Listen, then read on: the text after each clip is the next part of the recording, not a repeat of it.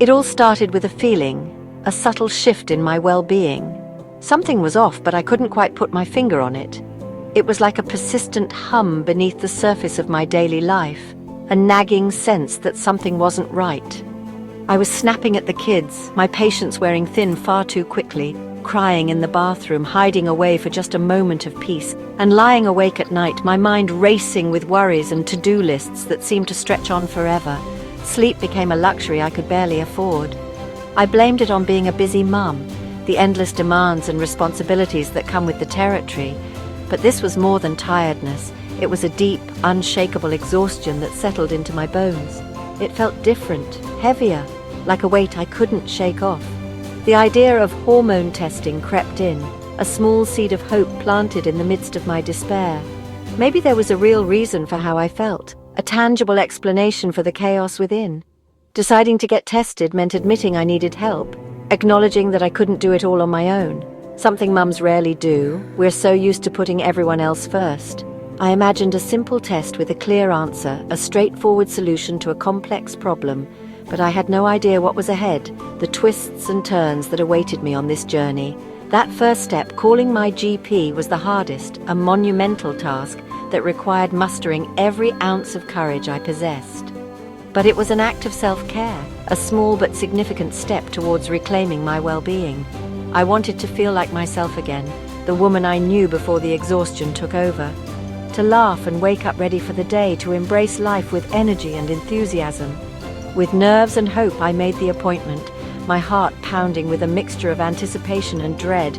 I didn't know what to expect, but I was willing to face whatever came my way. But I knew I couldn't keep going like this, dragging myself through each day with nothing left to give.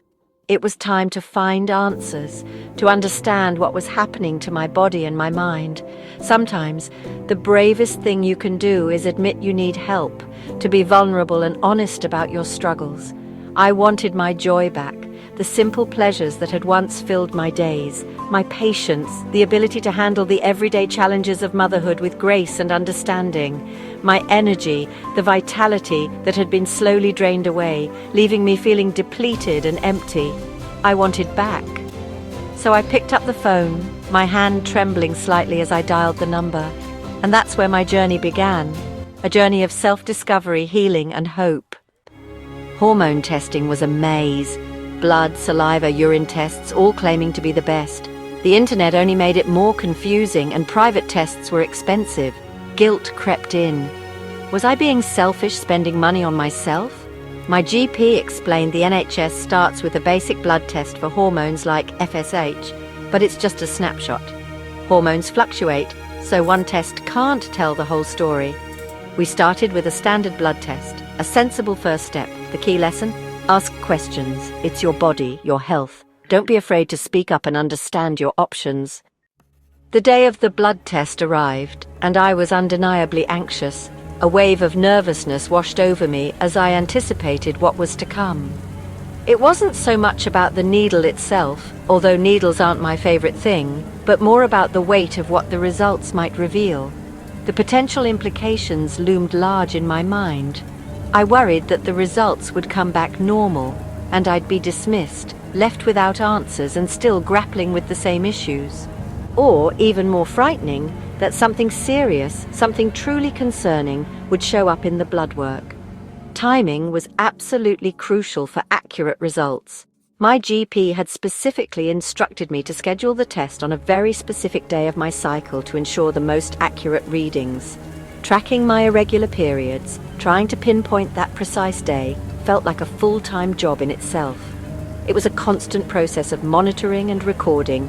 Thankfully, the nurse was incredibly kind and understanding, and the blood test itself was over relatively quickly. A strange mix of relief that it was over and dread about the impending results warred within me as I left the surgery. Then came the waiting game. The week-long wait for the results felt absolutely endless, each day stretching out longer than the last. Every time the phone rang, my heart would leap into my throat and race uncontrollably. Medical testing isn't just a physical process, it's a deeply emotional experience, filled with both the hope for answers and the underlying fear of the unknown. It takes a surprising amount of resilience to navigate, even when you feel anything but strong. While waiting for results, my GP suggested tracking my symptoms in a diary. At first, it felt silly, but writing everything down, mood, sleep, energy, made patterns clear. I noticed anxiety spiked before my period and poor sleep led to brain fog. The diary turned vague feelings into real data. When I returned to my doctor, I had weeks of notes, not just a list of complaints. The blood test was one piece. My diary was the context. It helped my doctor see the bigger picture and take my symptoms seriously. Numbers are just numbers. Your story matters. Tracking symptoms gave me a voice in my care. It was the first time I truly felt heard. The call finally came, the one to discuss my test results. A wave of anticipation mixed with dread washed over me. As the doctor spoke, the words started to sink in. My FSH was elevated, a clear sign of perimenopause. It was a confirmation of what I had suspected, but hearing it aloud made it all the more real. Other hormones were fluctuating, showing a pattern of irregularity, but nothing that the doctor classified as definitively abnormal. A wave of relief washed over me. I wasn't imagining things. The symptoms I was experiencing were indeed connected to something real. But that relief was quickly followed by fear. What did this diagnosis really mean for my future, for my health, for my life? My doctor's initial plan felt generic and impersonal lifestyle changes and a wait-and-see approach. But my detailed diary showed I couldn't just passively wait. My life was being significantly affected right now, and I needed a more proactive approach. I made a conscious decision to speak up, sharing honestly and openly how the increasing anxiety and overwhelming exhaustion were impacting my daily life. It felt scary to be so vulnerable, but ultimately empowering to take control. I proactively asked about all available options, including hormone replacement therapy or HRT.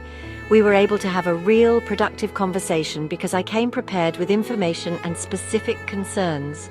Doctors are undoubtedly experts in the field of medicine, but we, as patients, are the ultimate experts in our own individual bodies and experiences. Therefore, self-advocacy is absolutely essential for receiving the best possible care. Don't passively settle for a wait-and-see approach if you're genuinely struggling and your quality of life is being impacted. Actively push and advocate for the comprehensive and personalized care that you rightfully deserve. Treatment wasn't a quick fix, it was a slow dance of trial and error. We started HRT low-dose estrogen gel and progesterone tablets. Some days I felt better, others not at all. It took months for things to settle. My symptom diary helped track progress and guide adjustments. We tweaked doses, even considered adding testosterone. It wasn't a straight path, there were ups and downs. Patience and self-advocacy were key. There's no one-size-fits-all with hormones. Finding what works takes time and compassion. HRT helped, but lifestyle changes made the biggest difference. I focused on balanced meals, protein, healthy fats, colorful veggies. Cutting sugar and alcohol improved my mood and sleep. Movement mattered. Daily walks, gentle strength training, and yoga for stress. Yoga taught me to breathe and find calm. Stress management became non-negotiable. 10 minutes of quiet, reading, gardening, connecting with friends. Small acts of self-care added up, lowering my stress and supporting my hormones. Combining treatment with mindful habits put me back in control. This holistic approach is powerful. Be patient, advocate for yourself, and know you're not alone. Recovery is possible, one step at a time. You deserve to feel like yourself again.